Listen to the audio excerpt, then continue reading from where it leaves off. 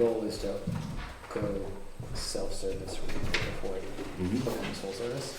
So you still get like better weather, but it's a self-service housing situation. Yeah. You know, it's metered. Yeah. It's more. Yeah, and they not still like have, going to a hotel so much. which is, it's time if they would pack 3 days worth of food as well. Yeah. Yeah. Sleeping bag, 3 days worth of food. So, it was awesome. Good trip. Excellent. Yeah, good job. Any kids have any broken appendages these days? No issues, no. We went up to Zeekliff and spent 3 hours on the Sunday Zeekliff, which was really nice. With those two. So that's Cool. Let's get to a meeting. Yeah. Everyone's here, yeah. Go ahead and get started with our May minutes. There's a motion.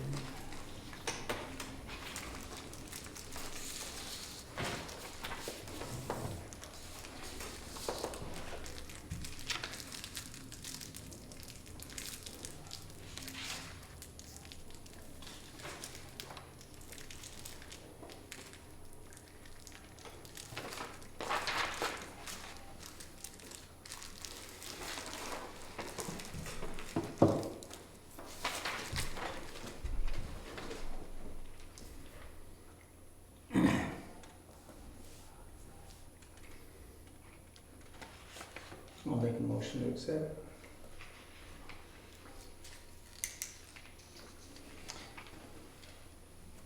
Any discussion? Dick, that is second. I do.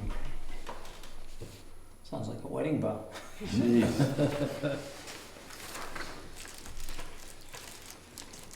Any comments or questions?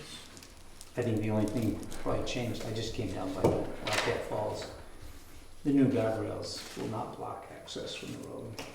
They put in, I don't know if you've been by, but they put in a nice wooden fence that matches ours. It looks pretty nice, actually. Okay. All those in favor?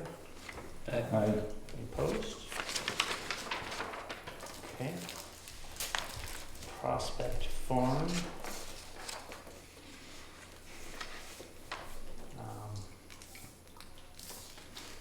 I don't have anything formal. I did go up the other day and pull some knotweed. At the parking lot. And it's still, hopefully, there's just 2 small clump, or not even a clump, just 2 On the left stems. side. So the other is the left side, would you face it? Yeah, Yeah. so. They brought in quite a bit of that when they brought it in. So hopefully we can just keep stressing it. Won't be an issue.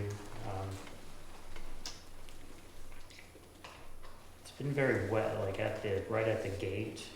I don't know if there's a better water bar or ditching situation there, because the water bar just or the ditch just kind of ends right at the gate, and so the water's coming out across the road there. On the bogfoot.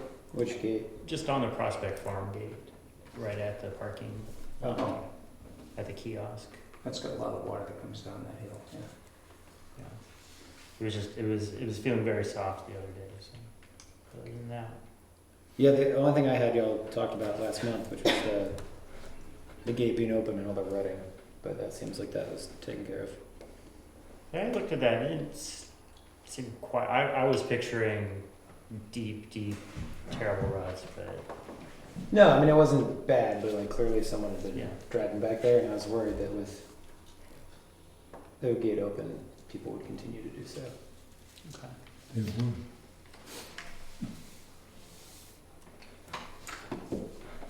Because word gets out, you know, hey, there's a place up Yeah. you can go and tear it up. There's a whole Jeep website, yeah. Yeah. And I was up at the orchard the other day, looking around. Good. I spoke with Michael Cormier, one of the gentlemen I talked to about the orchard. He had gone up and then called me from there because I couldn't meet him. He had real short notice. And we talked about it briefly. What he would like to do, instead of just, he was like, well, imagine you want an estimate.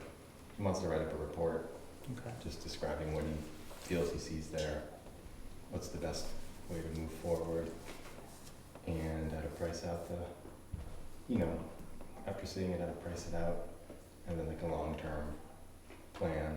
There's no cost in any of that. And I also spoke with, I don't know, let's space his name here. Not Michael. The other person that I talked to, he wants to go up. He said he'll reach out to any one of us any day it's convenient for us to go up, walk it. I hadn't had a chance to line up with him, but he's also interested. But again, just wants to. I said you'd go with Ben, myself, to walk the orchard. Michael has a snow machine and a trailer, can access it in the winter, and haul up his equipment. I also said that Jackson Ski Trail, could possibly work with either one of them to go up. They also have the option of working together, knowing each other, both as arborists. So that's kind of where it stands right now. I did say that there is this has gotten kind of pushed off between just it being a difficult location and one of them living kind of far away. And but we want to have something taken care of before we get into the fall, so we know where we stand and it doesn't go through another, early winter, and then it's too late in the winter, and then it's, spring. But both of them very much interested. But, busy and kind of, I'm trying to get them to, this isn't, you're not volunteering for something, this is a paid job, so if you want to do it, just really show the initiative on your end. And I think Michael actually might be back up there tomorrow. Just because I mentioned there's this other small orchard off the side, and he didn't see it and get to it. But he's just interested in the area, so some of it's like it's a cool place to go for a hike. But Would they be amenable to a budget and say, do this amount in this year, in this, whatever year? And we try to do that every year. right, he said they could break it down to a number of trees per year, or a cost per tree per year. What's your budget, or what's the plan? And I said it's really about wildlife habitat, and going and talking about that with someone. It's their job. It's like, well, you'd be surprised what these trees might do once they're free. So, yeah, we're not manicuring an orchard, just saving an orchard from being Right, we overrun. want it to produce gnarly little apples. We want it to be there If that's what as it long is. as they can be there, and understand what trees might be better off to be removed, and Mhm. allow other trees to fill in. And yeah, it's definitely it was a good step forward. Great. Is Nice. it John? John Lamana. Yeah. Yes. Okay. All right. I was up there yesterday. The view shed cuts look great. So I think. For about 2 or 3 years.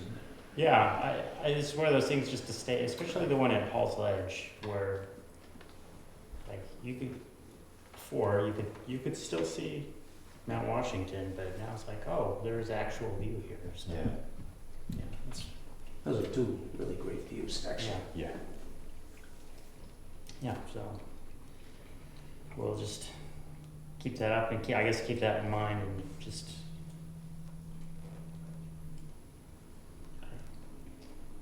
At Gray's Inn, that kind of thinking about views and just how they drive trail usage. They're especially in the summertime. So yeah, okay. Anything else on Prospect Farm? I had someone a little while back ask about the Lions property and if the town was ever just ask about that, and I said, oh, well, we had approached the landowner, it was a while ago, and there just, nothing really came out of it, and it's just kind of on the back burner right now. So that was my response, and I think, just wanted to check that still kind of, I didn't get any positive right, that's, yeah, feedback on my last. okay, that's what I kind of thought, okay. When's the last time you talked to him? A couple of About years ago. a year Yeah. and 8, under 2 years. I wonder if we just made an offer to him. I wouldn't know where to begin on that one. We look at the appraised value. Appraised or assessed? Huh? Assessed value? Yeah. Is it in current use? I don't know, I'd have to look, I really don't know. But you look at it, not by the current use, but, For some reason, because Ski Touring approached him for some years reason I ago. didn't think it is. Can look it up. Should be over there. But it's not accessible by any Class 6 road. No. And I suspect that affects the appraised value.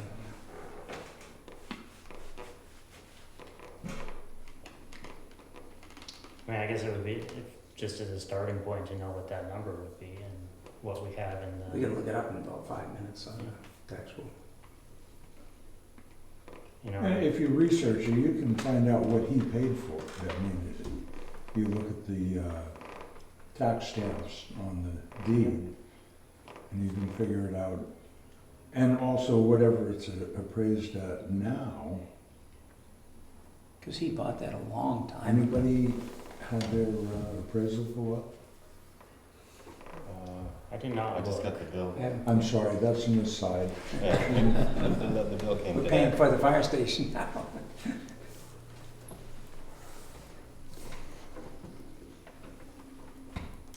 Okay, But he bought that years and years ago with somebody else, and they tried to develop it, got into a fight with the town, Yeah. lost, yeah.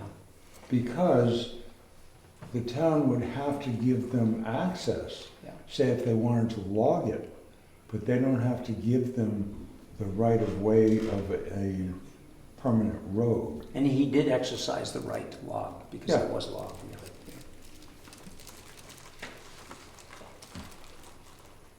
Well, we can take a look at the appraised value for the next meeting. okay.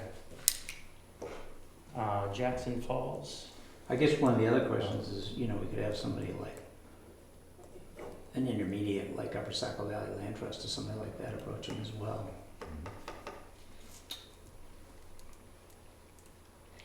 as, Well, that would give him tax advantages.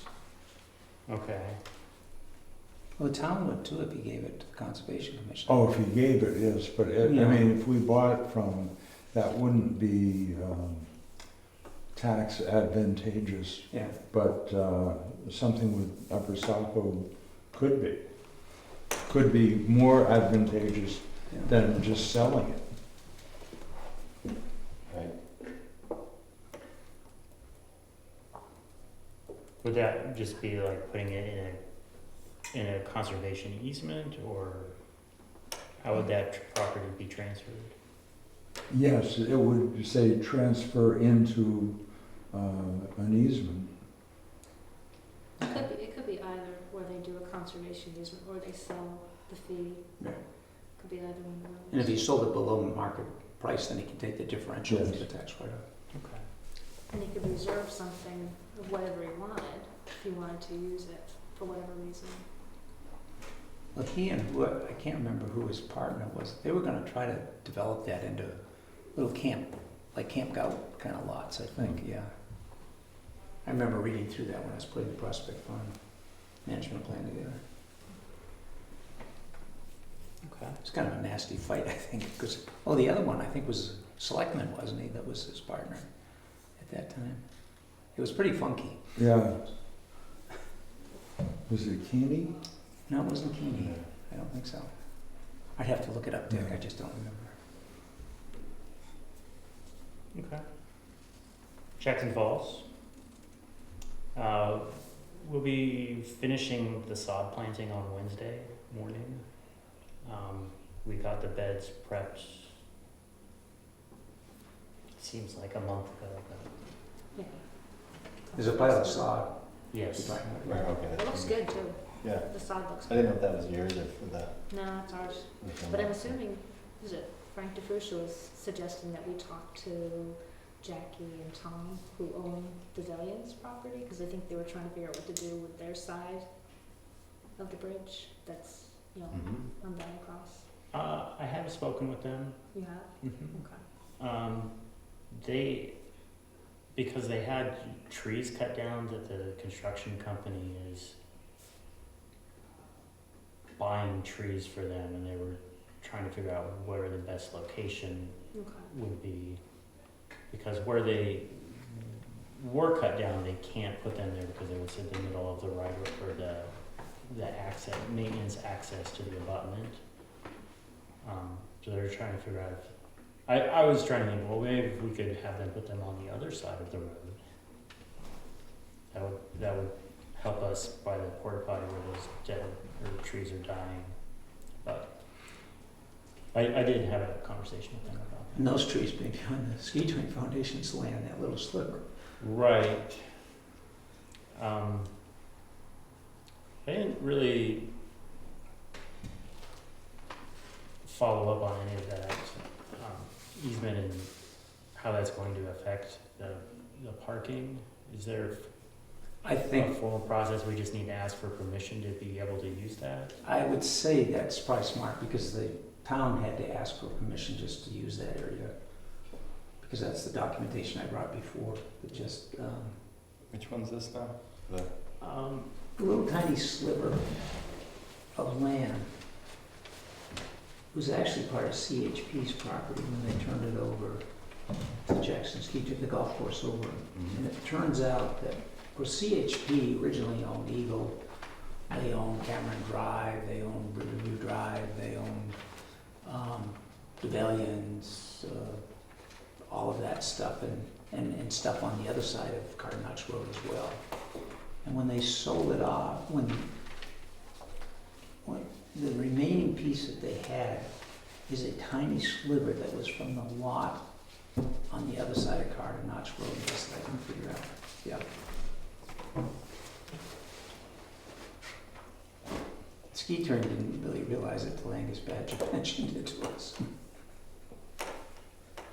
What was that again, Karen? Angus Badger was one of the heirs to the CHP property. Yeah. And he reminded us, because when they started the road construction, they had to go to CHP, because CHP still owned it. It was before they turned the land over to the Ski Touring Foundation. So It's just on the strip right there. so the town highway had to go and ask permission to use that sliver, because that's where a lot of their construction, they cut some of the trees, etc. And then after the town had gotten permission from CHP, then they proceeded with the bridge construction. And after that, the remnant of CHP's land, which was that and the parts of the golf course, were turned over to Jackson Ski Touring Foundation. Ski Touring Foundation didn't even know that they picked up that sliver until Angus mentioned it to us. Yeah. And we became aware of it because I went and double checked them against the deeds. So CHP gave the permission for the use for the bridge, and now Jackson Ski Touring would be the party. Jackson is the party now because CHP turned over their remnant holdings. So you think the Jackson Ski Touring would approve? I don't think there's an issue there. I mean, I just speak as one on the board, but I don't see, I'd be surprised if that was an issue. Okay. Well, I guess, And I told Ellen, I'll tell you what I can do. I can bring it up because we have a board meeting Thursday. okay, Let me just bring it up and say, is there any issue okay, thank of you. the town putting the parking there?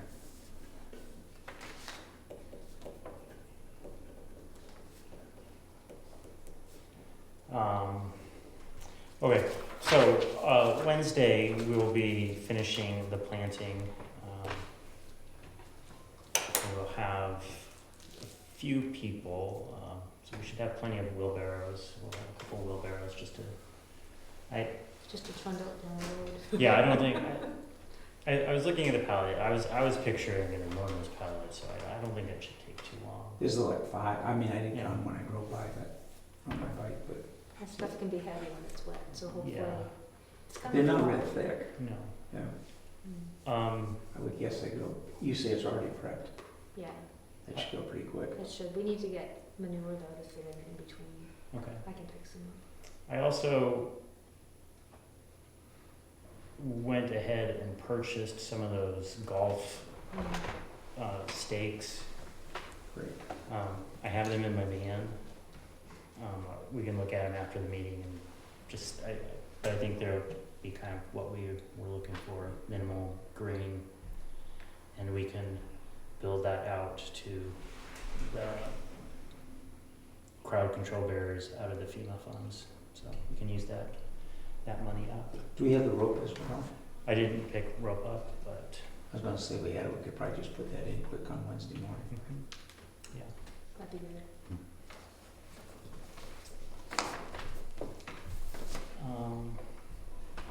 And then that, we had Power of E-News, we had quite a few volunteers show up for the last meeting, so we were able to move.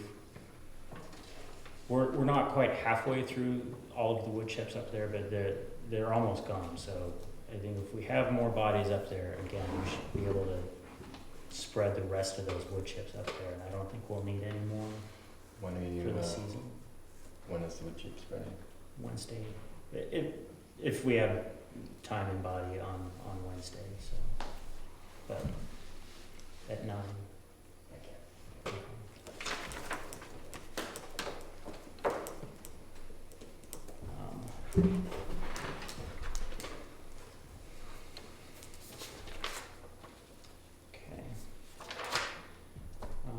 Anything other? The other thing I was thinking about is the kiosk and having,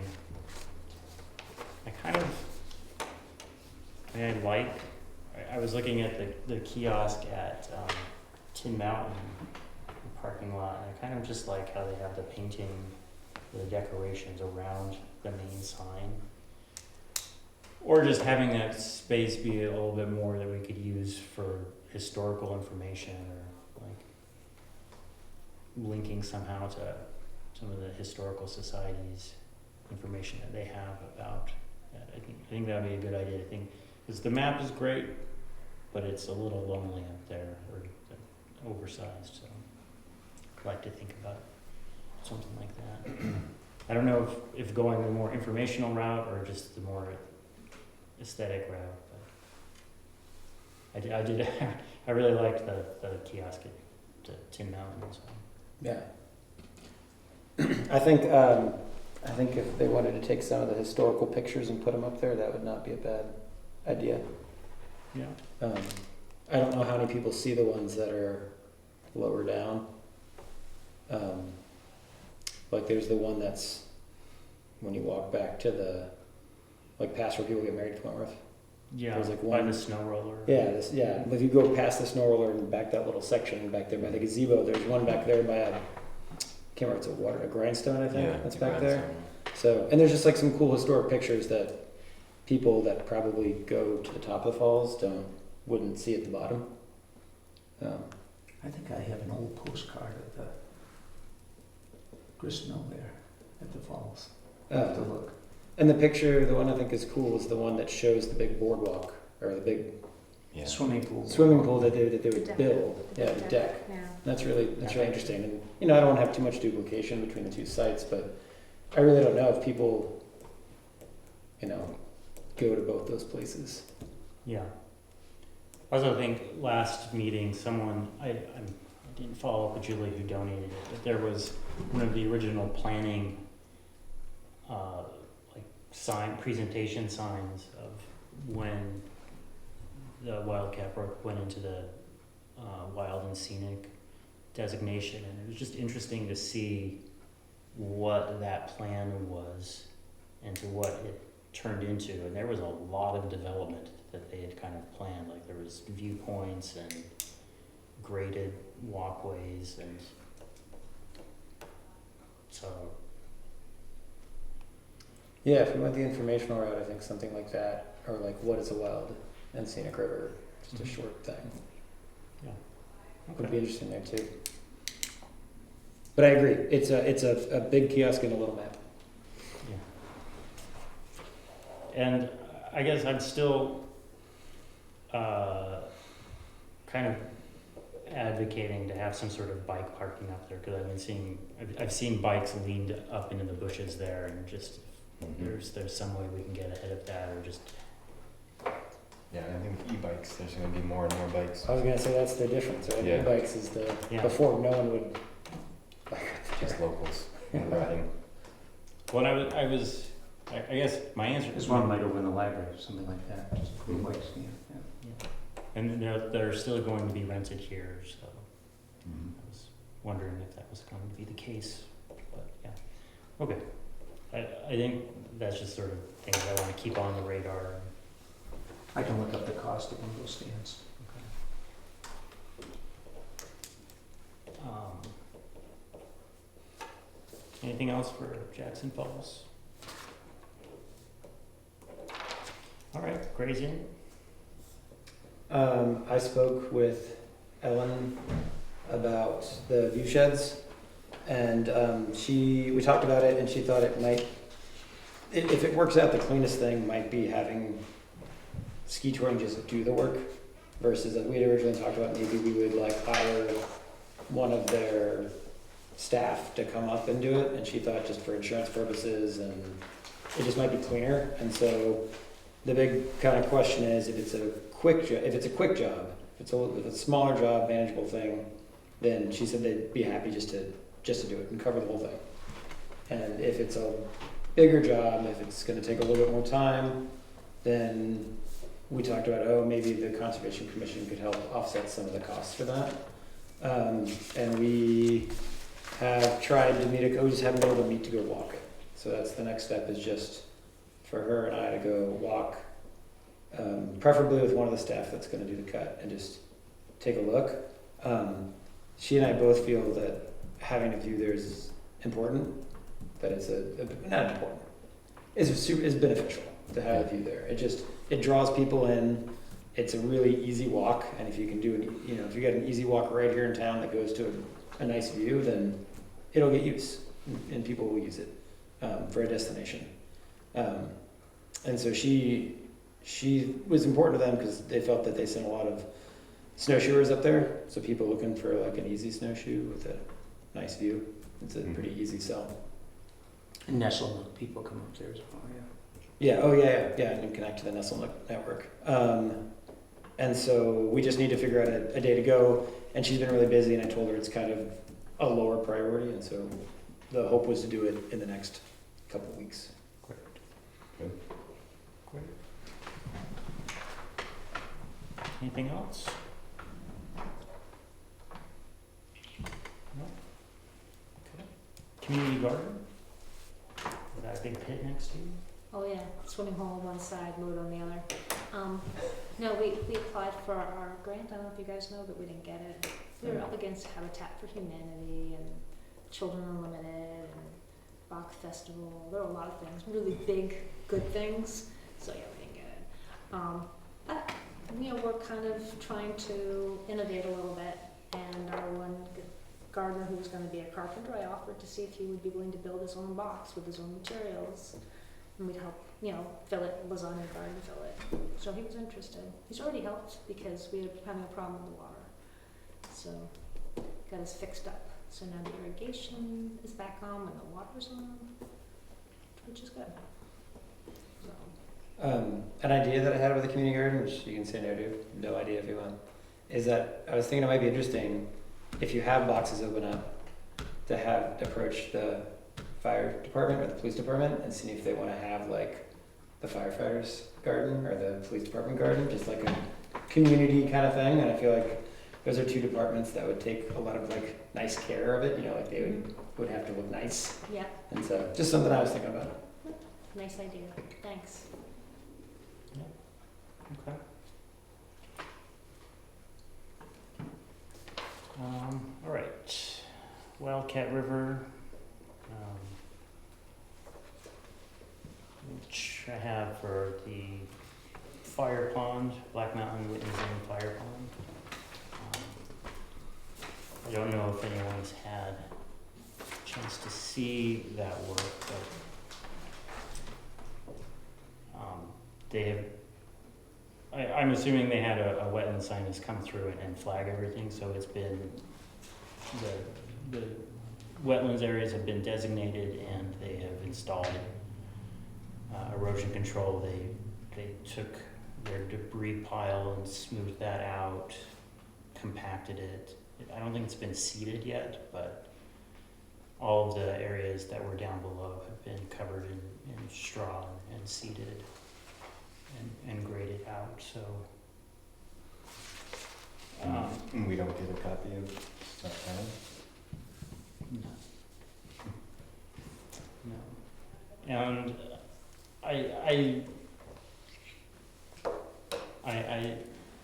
I think Jay's position is that it was all done under the fire department's authority to maintain, so there, to my knowledge, no permits have been pulled or anything, so. Right. At the last time I researched it, there were no permits that had been pulled. I haven't checked in the last week. Yeah, I don't think we would have heard. Yeah.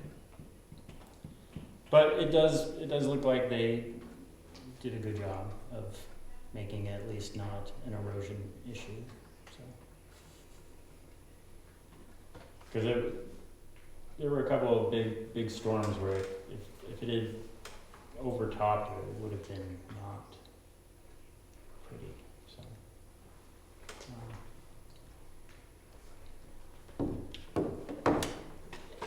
Any other comments on that from the floor, or? Good question. I think I know everybody here. I'm gonna use Penny Porab. I am on the docket for Selectmen's meeting coming up June 10th, and I would love any and all support. I was extremely concerned about the process, that the Conservation Commission wasn't heard. I realize the Conservation Commission has no teeth in terms of being able to enforce rules and laws and whatnot. My goal is to ensure that any future work in the town goes through the proper channels and gets questioned properly and reviewed properly before something like this is tackled again.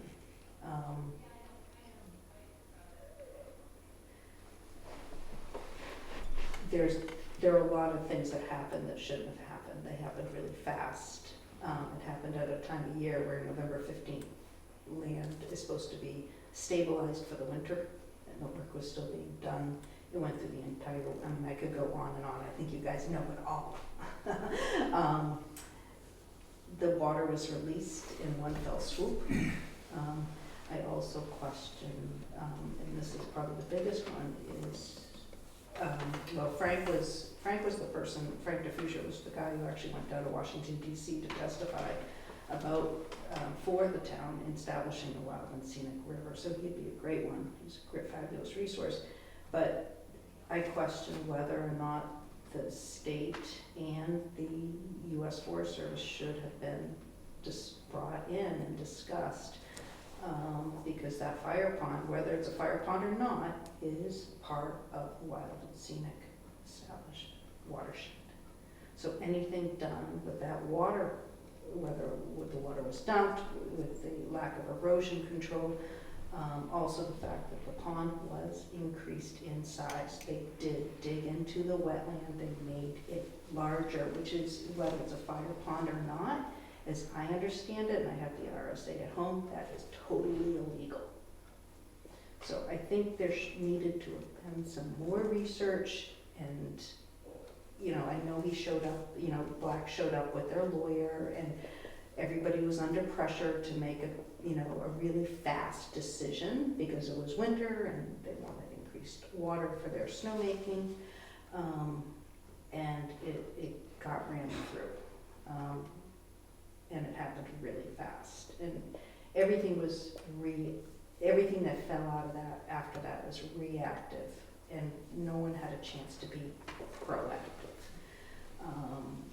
From driving through 4 inches of mud and people getting rightfully stuck on the road, and the erosion control was put in, I think, right after I voiced some concerns, and it was, the photos of erosion control show the black, the silt fencing has lines on it, that line's, it's supposed to be buried up until that line, and the silt fencing was raised up above the soil so everything could just flow underneath, which it did.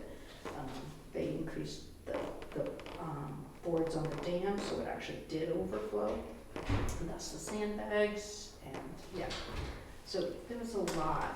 So my goal is, you know, we can't go backwards. What's done is done. The town engineer was the one up there flagging and guiding the workload.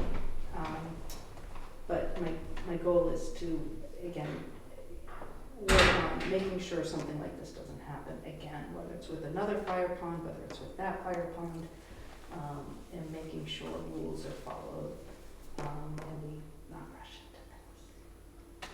So I would, you know, this is what I'm going to talk about, I guess, at the selectmen's meeting. I will, if anybody's interested, I'd love to have some Were you, support.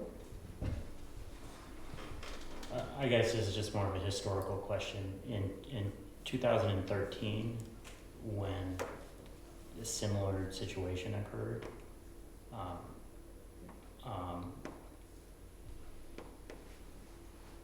when they were attempting, or the last time that they improved the fire pond, and this became an enforcement issue with DES, or do you have any recollection of? Yeah, I do remember that. I remember the local lady who, I think, I mean, time flies, so it's hard to put a time stamp on it. But they wanted to, it was that diverting of the water into the pond and increasing it. Was that it? The sandbags in the river? It was a number of things. Yeah. But it's essentially the same thing, and the last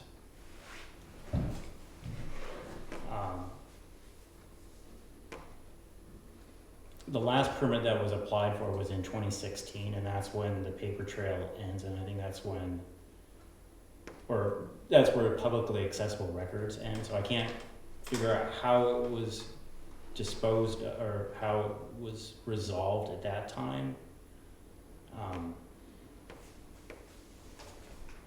But the initial finding from DES was that any work that was done on that property needed to have a permit. Jay was not involved at that time, so I don't know, overlapping, and I don't know how it was resolved, because I think that the governor's office got involved at some point, so I'm not entirely sure. But there is history of this work being done on this property that at some point permits were applied for. But I think, you know, the way that They weren't granted though, right? they got a retroactive one, because it was for work that was done in 2013. The permit was issued in 2016, and then the file was closed. Do you remember, Ben, when they went for when you looked at their record, whether they had gone to the state because they wanted to increase it for snowmaking? Because I think the challenge we grappled with, and Penny is probably aware of this, is if it's a wetland project, then we get to review it. Because it was done by the fire chief, it was not deemed a fire, so it was not in our hands to review it before it went forward. Right. And that's the challenge we had as a commission here.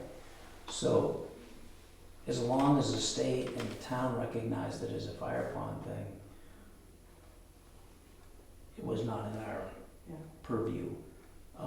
And that's the reasons I asked the question. And they could have gone before, but in this case, Jay went in, at least my understanding is he went in and made that request as a fire pond this time around, which is under a different set of rules than the wetland rules, and that's where it gets Right. confusing. However, regardless if it's a fire pond or not, they have to adhere to all wetland. Yeah. Reclamation, mitigation, erosion control, all that still And Jay did not follow that, yes. all applies. Yeah. And they also increased the size of the pond, Yeah. which Well- they did, which means they dug into that. If you're looking towards the dam, they dug into the left-hand side, which was solid wetland. Yeah. And then the other question is, are there any other fire ponds that are wild and scenic? Probably the one on the Valley Cross Road. That feeds into it. but Right, so it's again, not I mean- correct. And the one up off Carter Notch Road. Cameron Drive would be the same thing. And Cameron There's Drive, two, Gales Pond, yeah. um, In Cameron Drive, they do dredge once in a while, they have to, because you get cattails and stuff filling it. And I don't believe there was any permits done for that. Right. So the only reason I say that is it's, they're showing precedent. Doesn't mean it's right, but they can lean on that. But I A think little you bit, pointed like- out how they cannot damage the wetlands or enlarge it. Under that power has to be, that has to be, and they were directly affecting Great Brook. Mhm. I mean, the runoff was right into the river. Oh, yeah. So, whereas, the Valley Cross Road, the two ponds up off Carter Notch Road, you've got a distance, you don't have such a narrow gap between, Right. the pond and the river. And also, I mean, just the debris, they've cleaned it up. Alex did a great job cleaning the debris and the railroad ties and all the crap that they had pushed into the woods, which is that little barrier, that little berm between the pond and the Great Brook. They've cleaned all that up. But, yeah. Is this the same bag? Is that what this is? This is the 2013 letter from DES, letter of deficiency. My vague recollection was that we sent a couple letters that were ignored, and then that's when someone contacted DES because what we were asking to be done was wrong. Is that right? Do I Yeah, remember? it's consistent. Yeah, that's what we sent some letters and said there's sandbags are here, they should not be here, we need to remove them. We had no response, and then I think we contacted DES. That's my kind of very vague recollection of how that happened. Yeah. Well, so I guess in our power to review wetlands permits, if it had come through, we would have reviewed it. No permit was applied for. I think in our recommendation to the select board in discussing this, which was, it seems like a very murky area that best practices should be followed regardless of if it's a fire pond. Mhm. And that the work, because it is in a sensitive and visible area, should be done to the standards that the town holds for construction projects for site disturbances and And also that wetland stabilization date of November 15th. Mhm. The mud went through the whole winter. Unfortunately, we had a cold winter. We didn't have any big rain events. Well, this is what's interesting about this is that all this work is done above, or it's not at the pond. It's just, that was This just is- immediately below the bridge where the diversion goes, where the water, the river, they diverted the water into the pond Right. versus Which, the one the going question in. being like, if you have say over a fire pond, do you have say with affecting how it goes into the fire pond, Good point. or just the fire pond? Right. Where does the fire chief's control end? Where he says, oh no, this is a fire pond, you can do this. It's like you can change culverts leading to it.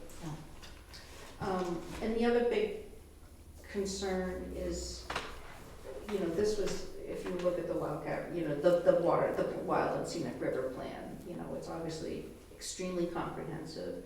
and it was a huge collaboration between the White Mountain National Forest and the state, as well as the town.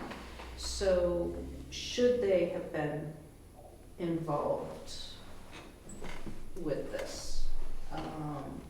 Again, it's trying to move forward.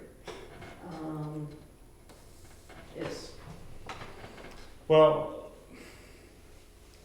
I think the kind of position we came to at our last meeting is that we would have a question for the state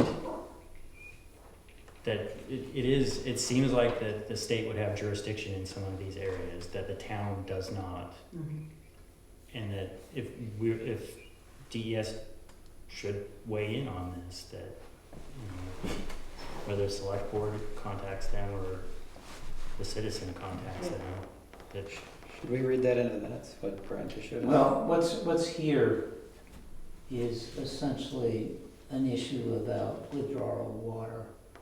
It's more of an in-stream flow issue, the way that I'm reading this real quick, and I used to chair the state's committee, Rivers Committee. And obviously, if they do something with the dam, that's a different ballgame. this is encompassing I'm looking at 2013. yeah, but it's also the culverts leading up. It's all of the work that they were doing there. Yep. So it has the sandbag diversion. Right. I understand they raised the dam height. Yeah, I was just reviewing the 2013 letter of deficiency that the DES sent to the previous property owners.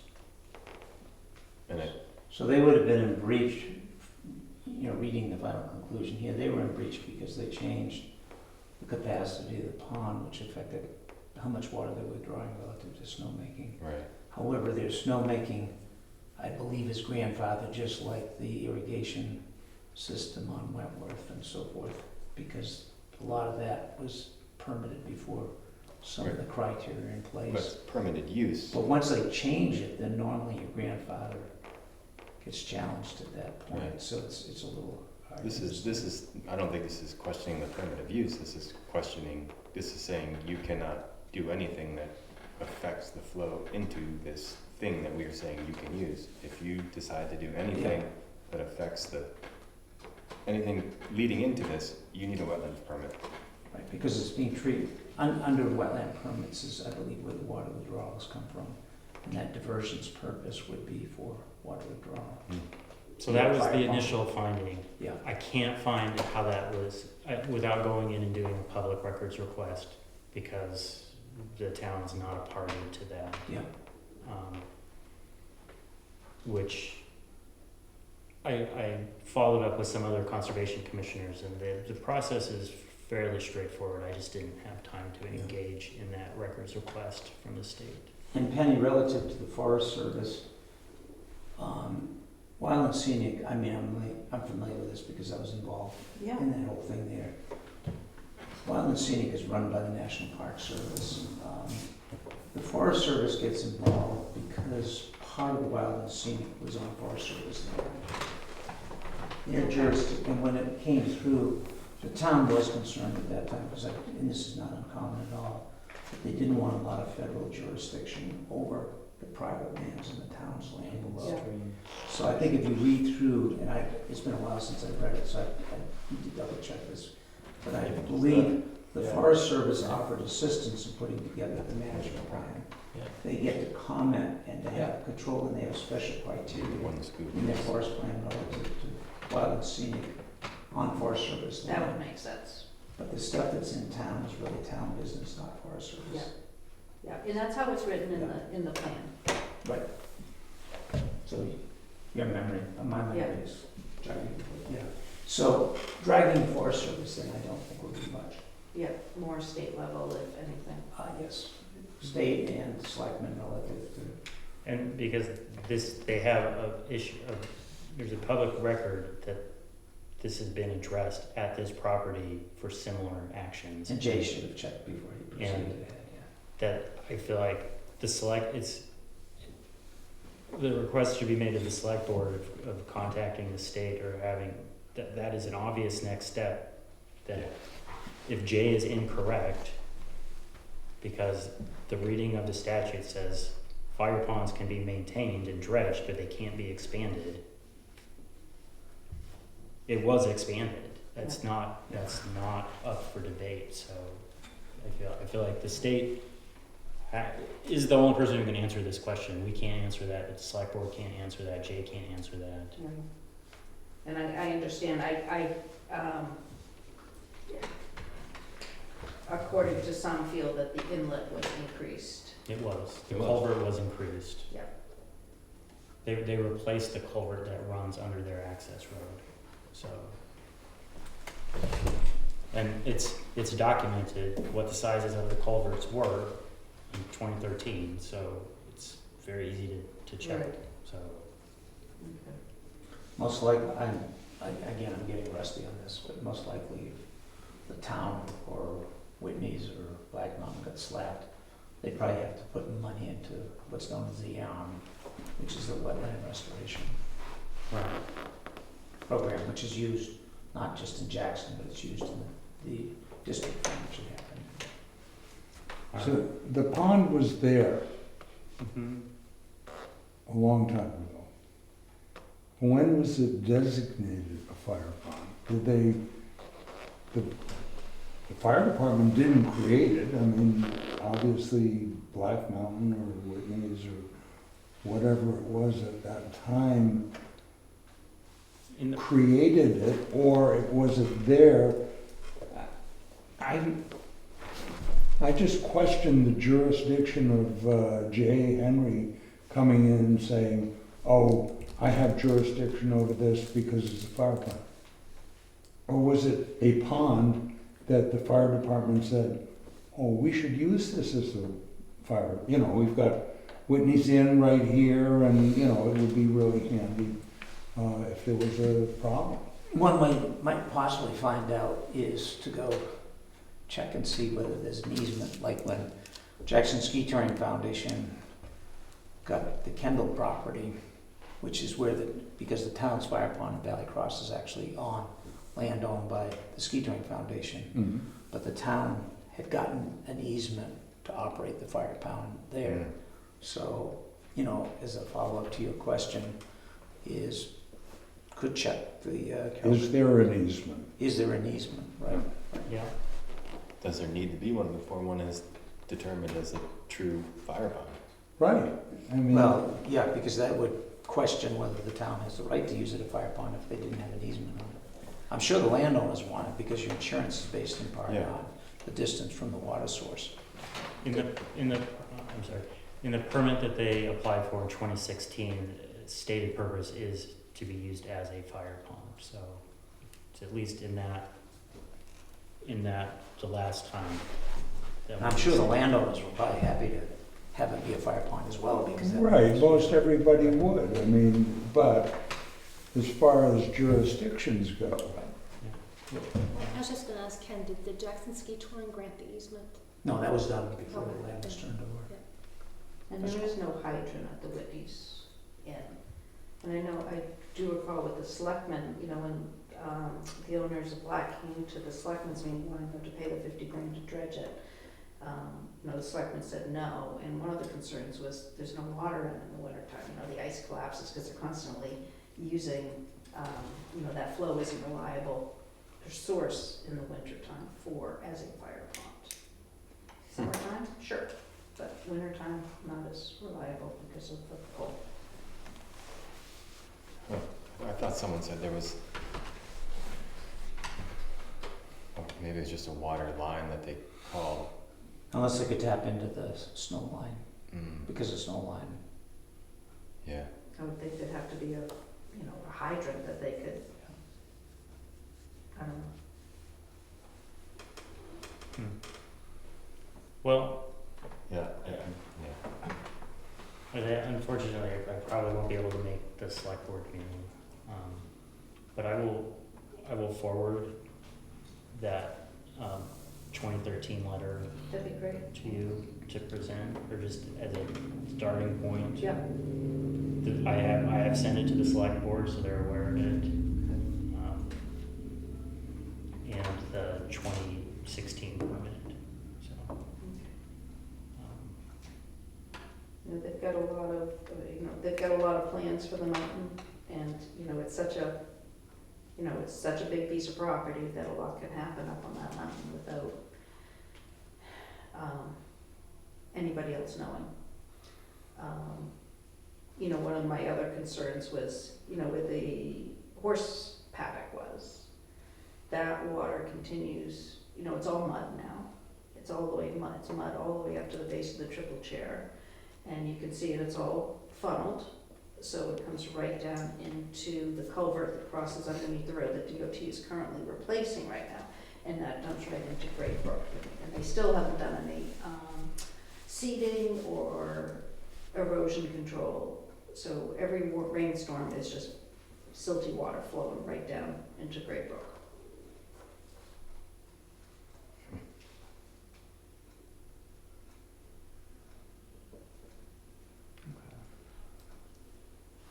I think when we discussed that issue with John, and what. No, that was about not being able to store Right, but. the piles of manure without it being covered. Right, but as part of the best practices that we sent to him, it was that any outflows from those areas need to have some sort of sediment control. So that was, I guess it's when properties change hands, it seems like it's their responsibility to research these issues that have occurred on their property previously. But it's up to us to remind them. I don't know, it's a situation where they tend to ask for forgiveness for several things. And I think that's kind of how John operated as well, and I think that's how a lot of enforcement at the state level happens Yeah.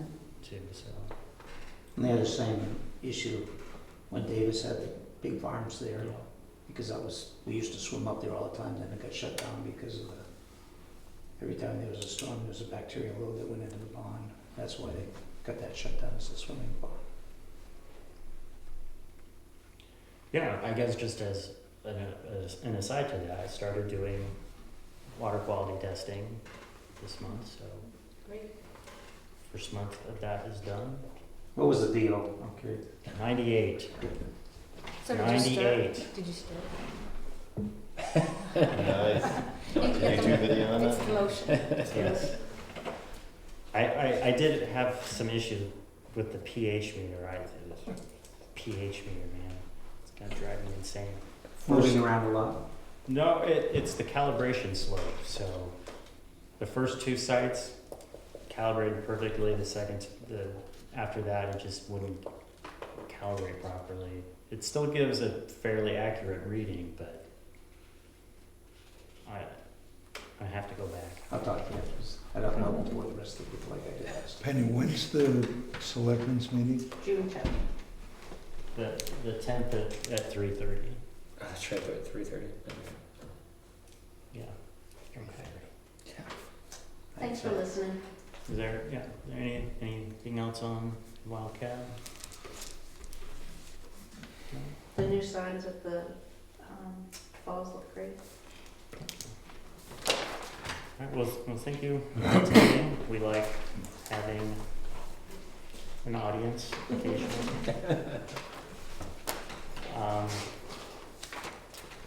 Don't have anything for easements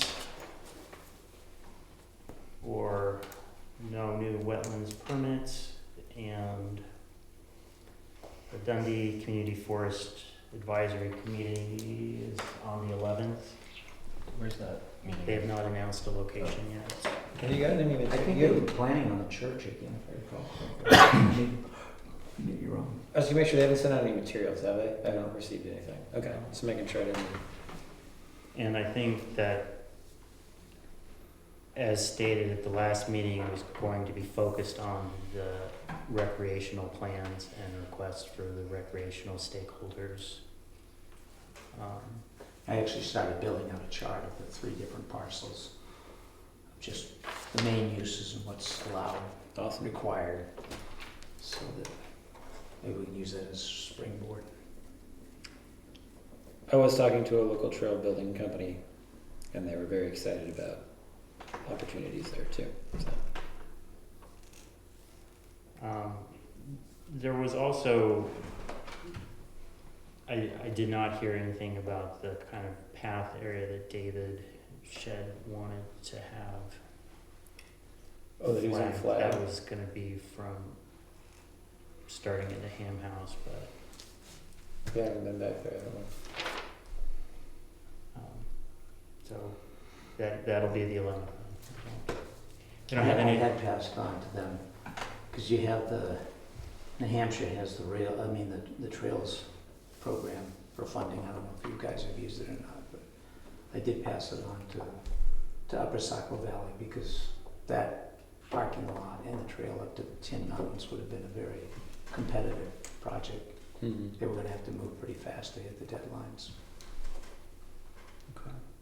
Well, I know that they originally talk about having some AmeriCorps people come in and do things, and I imagine that is no longer an option. Remember at the last meeting that was. Hasn't that been eliminated? Yes. Yeah. There's not much that hasn't been. Yeah. Right. I think there was also a veterans group that, Oh, maybe that's what I was thinking of. Maybe it was Yeah. veterans. The whole Not Northern AmeriCorps. Borders Yeah. grant program, well, we'll see what ends up, yeah. and whether half of what's been eliminated is legal. So I will be attending that unless something else comes up. Anyone else is free to attend. It's a Wednesday, right? Yes. Yeah, Wednesday at 5. I'll be there. The only other new item I have is that following the letter that we sent to the Saco district about the erosion on the Surf Brook, we set up a meeting with Jim Innes to review it, and Ken will be I'll be attending there. that. I was out with the Forest Service on some other stuff, on some other bridges, so we did get a chance for their hydrologists to see the situation as well. Which spot on Missouri Brook above the bridge? It's above the bridge, and if you walk that, you can see the old Route 16 bridge, used to cross and then ran up that side. And then, of course, that's where it also went up to where the Gray's Inn pond was and their dump was and all that sort of stuff up there. So if you actually go down into the stream bed, you can see that in days of yore, they hardened that side, that curve. So that's what's shooting it against the esker. Of course, that esker is highly erodible. Yeah. Of course, those trees are ending up over in the delta out here when they come down, as well as the sediment, which is building up the delta out here. It's going to be, to get the trees out of there that are on the slope, they're all, as you saw from those pictures, are falling down. You probably want to get those out of there because they're destined for down here otherwise. How they're going to, what the Forest Service and the state, because you'll need state permits to make any changes there as well, is a difficult question mark. And they talked about with the Jackson Bridge is at least building some abutments, because that wants to take out the whole esker, that end of the esker, and go right around and cut a whole brand new channel right straight through. But it's actually an artifact of old historical hardening of the other side of the river. You can walk down this stream bed and look, and you can see. And of course, that road that's part of the ski trail now, because most of those ski trails were built on old roads. Yeah. New things. Okay. Does anyone else have anything? No? But you can see the old abutment from the old Route 16 bridge, I think, that used to cross at that time. And if you wander through the woods when you go up toward Pinkham, you can see pieces of the old Route 16, they're off in the woods. So when's that meeting? That's the June 18th at, June 18th I don't know if, I think they've got a time now, it's like 9 AM, I can't remember. yeah, I think it was early.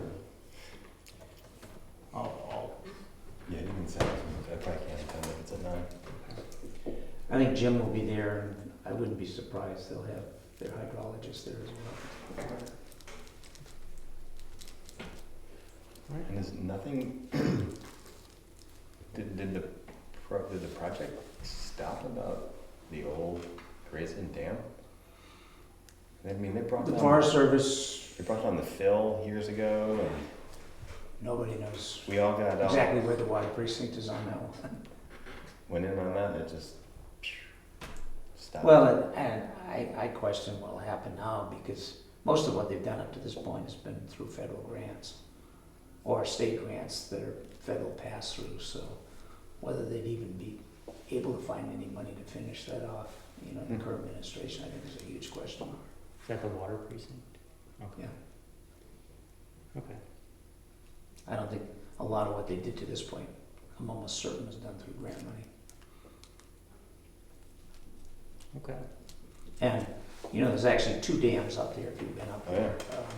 And I think what the water precinct wanted to do was to remove, when the state wanted them to remove the lower one, Right, and then the upper one is the one that they wanted to rebuild as a reserve system in case, because currently their major draw is actually a pipe that's, right. it's not in the Ellis, but it's a subsurface, so it's essentially Ellis water. But if there was a tanker spill or something, you know, up Route 16 and contaminated, then Yeah, the water precinct would have. right, because it's just like a wire mesh with stone and a pipe at the intake for the lower. You mean right where the water precinct Yeah. buildings? I don't think they're taking it directly from the river. I thought that, I have to go look again, I I don't know. thought they redid that project 8-10 years ago where they, yeah, I think it's a wire mesh and that's what I thought. I'll have to look, yeah. Or maybe that Be- moves it to a spot and it's, Yeah, sediment because, drops and I mean, they pull EPA it. has really pushed for them to, for most places to get off surface water, just because Yeah. It's for all those very- reasons. it's everything vulnerable. from, But the upper dam is like, I think fully breached again. oh yeah, it's fully breached, yeah, Yeah. yeah. It's interesting, you walk through the, of course you can't take anything because that's now considered a historic Right, site historic for site. the Forest Service, which you can find old pieces of pottery and stuff that Oh, yeah, from the Gray's from the Inn. Gray's Inn. Well, I remember part of the problem was they were concerned that the channel was changing and it was starting to erode the channel. Well, they did change some of the channel. Forest Service has tried to reconstruct some of that. And Yeah. of course, the orchard up there, I would assume, is probably one of the orchards, just like many of the big hotels in that area had their own milk cows and orchards Oh, yeah. and stuff, yeah. Yeah, I think that. But they rehab for wildlife the apple trees in That Grace actually Field up there. gave them the head pressure, I thought, for the elevators and, No, that came off there was a dam, and I only know this because it was in my former property I owned off of. along Great Brook, Off Great Brook. where the Black Mountains Dam is. Mhm. There's remnants of a dam just below that. And there's actually they had a hydraulic ram that got it up over the hump. And then it ran down through our former property because it was in my easement that they had the right in our former property to bring the water all the way down to Eagle Mountain to run the elevator. And then, of course, they have a big tank behind Eagle Mountain Hotel that they filled up for both fire protection and the elevator that was used. Mm. And as a landowner, where the pipe crossed and actually where Camden Drive, had the right to tap into that pipe. But that wasn't for But the. that pipe, you can find pieces of that pipe when you come down through. Mm. Yeah, because that's why those companies would buy the river rights, the brook rights up on elevation so they could have the head pressure. Yeah. Control the, But it was actually a second dam just below where the current Black Mountain Pond is. And you can find pieces of the old hydraulic ram that was used to get it up like 5 feet because they had to get it up over. yeah, oh yeah. Wow. Little bit of history. Well, History lesson, yeah, there we go. tack that in on. And when I bought it, Get the it other in property, minutes. I learned all about it. Yeah. No, I own the rights, but, I was kind of derelict at that point. okay. Thank you all. Thank you. And No, don't leave, don't leave. Oh, when I leave There's my this cup, turquoise cup right there. my favorite cup. Is there a motion to adjourn? I'll make that motion. Second, I'll second it. all in favor? Yay. Opposed? So right, didn't our want to next admit, meeting- But I was talking to Going to be the 7th. Jim Beach the other day, and he was like,